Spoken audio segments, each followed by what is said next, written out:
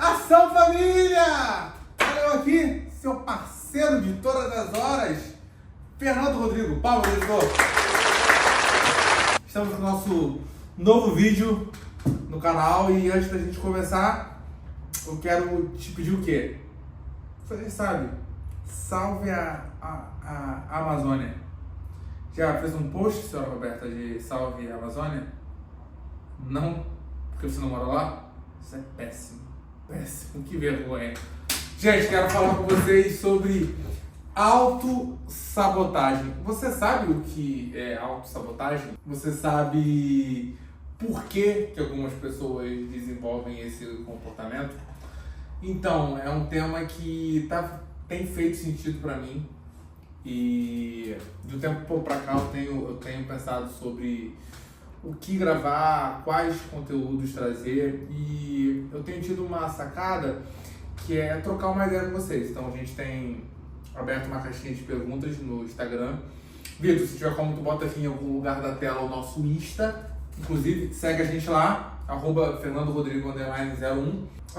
Algumas pessoas têm deixado perguntas lá e uma das coisas que tem sido falada é sobre a autossabotagem, que é algo que a gente vê muito na clínica também e nas relações. Eu acho que você já deve ter tido acesso a pessoas que, de uma certa forma, elas estragaram consciente ou inconscientemente uma relação, um projeto, um sonho, uma perspectiva.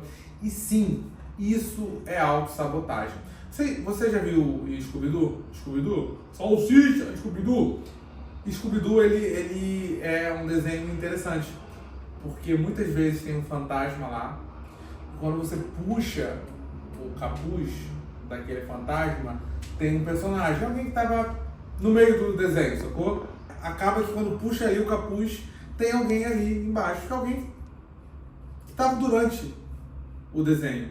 Algumas pessoas, se a gente puxar o capuz do fantasma, tá o rosto dela mesmo ali embaixo daquele capuz. Faz sentido?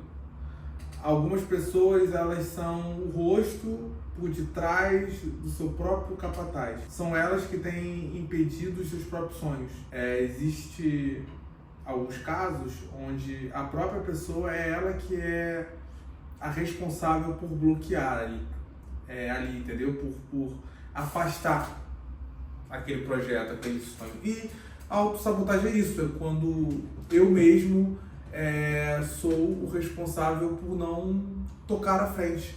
E, Fernando, por que as pessoas se autossabotam? Eu preciso falar isso com você porque ninguém nunca te ensinou isso na escola. Tá aí uma aula que era para ter na escola, aula de autossabotagem. É uma aula que se as pessoas tivessem, não só ia pegar um boom. As pessoas se autossabotam por alguns motivos. Eu vou estar falando sobre alguns deles e sobre como que a gente altera a nossa mentalidade mediante a nossa autoimagem nesses processos. Então, por exemplo, algumas pessoas, elas têm medo. Toda vez que você tem medo de algo, você evita. O medo, ele é evitativo, ok? E o medo, ele é uma emoção que ele tem uma função primordial nos relacionamentos e na vida humana. O teu cérebro reptiliano, ele tinha duas grandes funções que geravam dois comportamentos primários: lutar ou fugir. A raiva fazia você lutar e o medo fazia você fugir. Então o medo, ele é uma emoção que gera um comportamento sobrevivente. Muitas pessoas sobreviveram porque elas fugiram, né? Você que mora no Rio, quando teve um arrastão, não enfrente, fuja. Então, o medo, ele tem essa função. Quando as pessoas, elas se auto-sabotam, isso está muito ligado a essa emoção de medo que faz com que eu fuja. Fernando, quando essa emoção gera esse fugir, como que eu percebo isso nas minhas relações ou nos meus projetos? Através de um comportamento. procrastinação. Tu conhece alguém que tá super gostando da outra pessoa e ela tá com a mensagem aqui no telefone e não responde? O WhatsApp tá ali, ela tá... Eu queria falar com ele, sabe? Eu queria falar com ela. E aí ela não consegue responder. Por que ela não consegue responder? Porque ela tá procrastinando. Por quê? Porque o que traz nela é um medo. Então esse medo faz com que ela mesma não responda. Perceba, não é que ela vai responder e alguém fala assim, tira a mão desse celular, menina! Não, ela mesma não responde. Porque esse medo faz com que ela tente se autopreservar. E aí, como que eu, Fernando, como que você que está me ouvindo, como que a gente olha para esse medo? De uma forma mais funcional.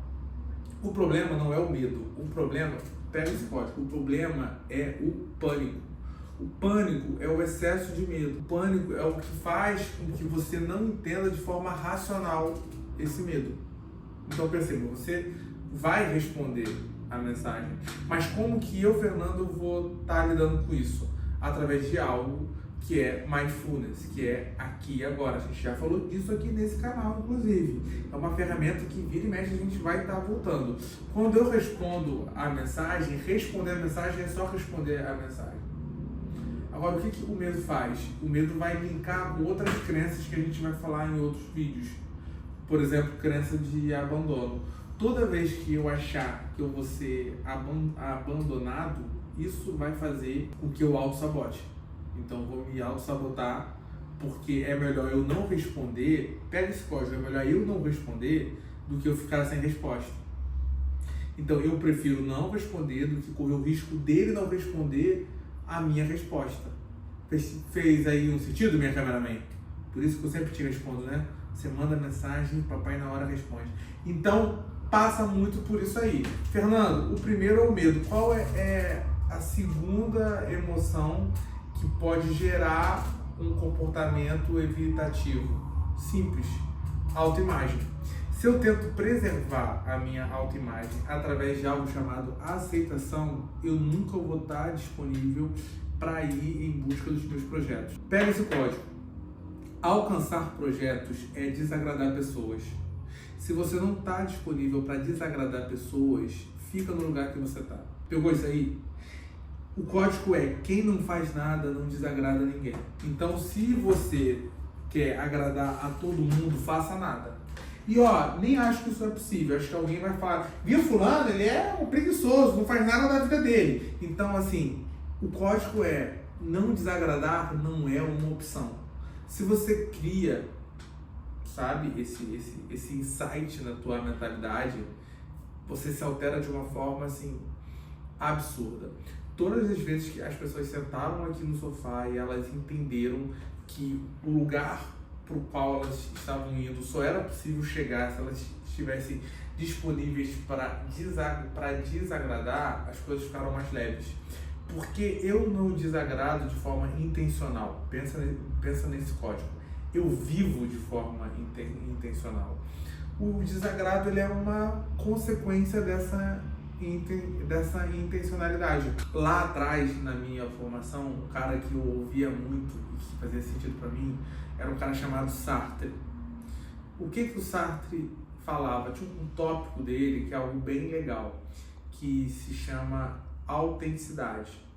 A autenticidade é quando você consegue expressar de forma genuína aquilo que você está sentindo. E não dá para ter uma vida autêntica, de acordo com Sartre, sem estar disponível para desagradar pessoas. Essas pessoas, elas não vão concordar. Só que quando ele diz que nós estamos condenados à liberdade, ele está querendo falar que lá no fundo você é o único responsável pela vida que você escolhe. Quando eu estou disponível só para mim buscar aprovação, eu muito provavelmente eu vou ter um comportamento evitativo, que vai gerar o quê? Uma autossabotagem. Eu mesmo vou procrastinar. Eu mesmo vou me comportar de forma com que aquela relação, ou aquele fenômeno, ou aquele ambiente não faça parte da minha vida. Então, pensa nisso que a gente falou, vamos pensar nessa questão do medo, essa questão da aprovação. Tinha mais umas coisas que eu não consegui falar, mas assim, autenticamente esse é meu jeito, então não tô aqui para te agradar, então assim, você talvez não aprove. Então é isso, pensa nisso, coloque em prática e você vai fazer o quê? Vai se inscrever, curtir, comentar, como a minha filha diz, dar joinha pra valer. E faz um vídeo aí a favor da Amazônia, não pegar fogo, é importante também. Mais alguma coisa, Roberta? Não, né? Não faça nada que eu não faria e deixe seu like!